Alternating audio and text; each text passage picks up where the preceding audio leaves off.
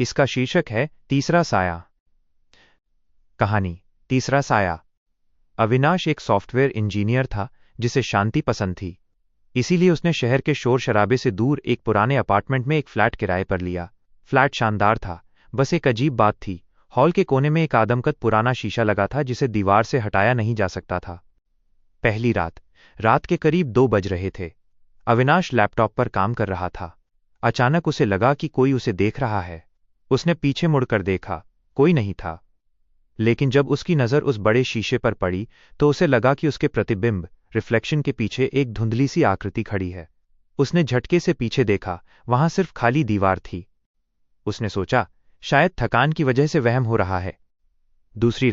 अगली रात अविनाश सोने की कोशिश कर रहा था। तभी उसे हॉल से खुरचने की आवाज आई। वो डरते हुए बाहर निकला। हॉल में अंधेरा था। उसने टॉर्च जलाई और शीशे की तरफ देखा।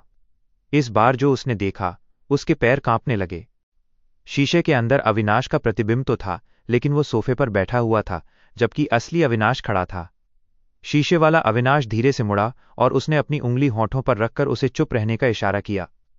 अविनाश की चीख निकल गई और वो अपने कमरे में भाग गया। तीसरी रात, चरम सीमा। तीसरी रात अविनाश ने हिम्मत जुटाई। उसने सोचा कि शायद ये कोई दृष्टि भ्रम, ऑप्टिकल इल्यूजन है। वो हाथ में एक मोमबत्ती लेकर उस शीशे के सामने खड़ा हो गया। उसने शीशे में देखा। उसका प्रतिबिंब बिल्कुल वैसा ही कर रहा था जैसा वो कर रहा था। अविनाश को थोड़ी राहत मिली। उसने अपना दाहिना हाथ उठाया। प्रतिबिंब ने भी दाहिना हाथ उठाया। वह मुस्कुराया। तभी उसकी मुस्कुराहट जम गई। शीशे के अंदर अविनाश के पीछे एक तीसरा हाथ दिखाई दिया। वो हाथ अविनाश का नहीं था। वो एक लंबी, काली और झुर्रियों वाली उंगलियों वाला हाथ था जो धीरे से शीशे के अंदर वाले अविनाश के गले की तरफ बढ़ रहा था। अविनाश डर के मारे जम गया। वो पीछे मुड़ना चाहता था, लेकिन उसका शरीर पत्थर का हो चुका था। उसने देखा कि शीशे के अंदर वाला साया अब शीशे की सतह के करीब आ रहा था।